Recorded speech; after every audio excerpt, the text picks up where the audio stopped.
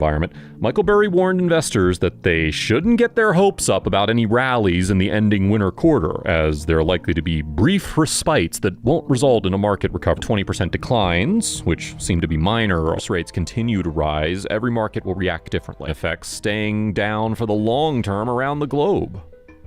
How a recession can be a once-in-a-generation opportunity to grow wealth. Think that this is not the right time to invest when everything's falling around 30%. A wealthy person would see an opportunity to buy everything dropping from 20 to 50%. How you'll make up the difference, and if you can potentially make preventative measures ahead of all this happening. This enables investors to jump on to good opportunities.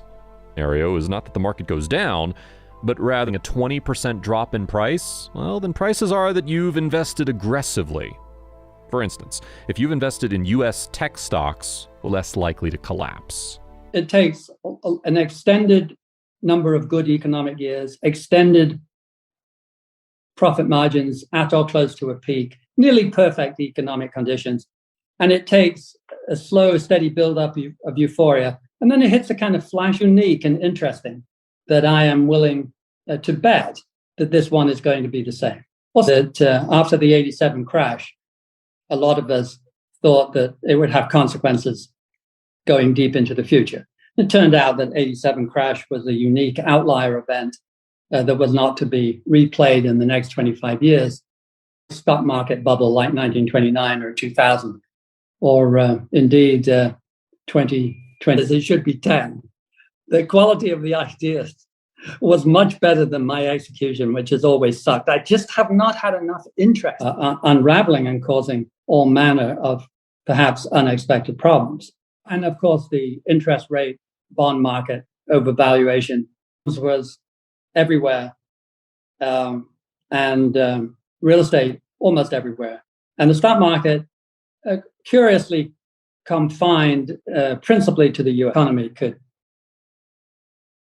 could pull toward the growth rate of the UK. And then, of course, a lot of industrious Europeans who were settling happily in England and the UK, because of the combination of, by the look of it, some success. Great optimist, I suspect, along with you, about technology. It will be hard to extricate ourselves. We believe, if we had to take a position on that right now, we believe this recession, and that it will clear up pretty quickly. Although, economic statistics are so lagged that come this time next year, we might still be arguing, if we're still down pretty dramatically, inflation below 2% and pretty dramatic drop in the bond market. And the yield curve is now, if commodity prices, one of the most influential from a sentiment point of view is oil. It peaked at $130 on March 7th and is now down to $80, despite the fact that we're getting all kinds of reasons for the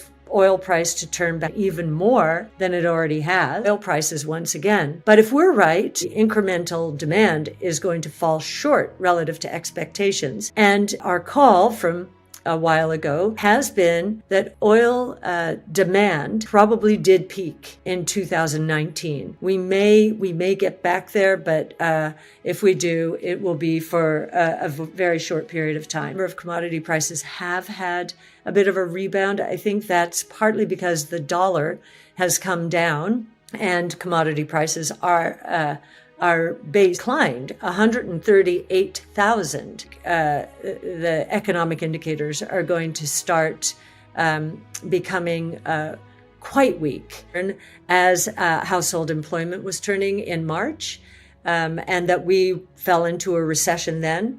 And probably as this work week decline means that total income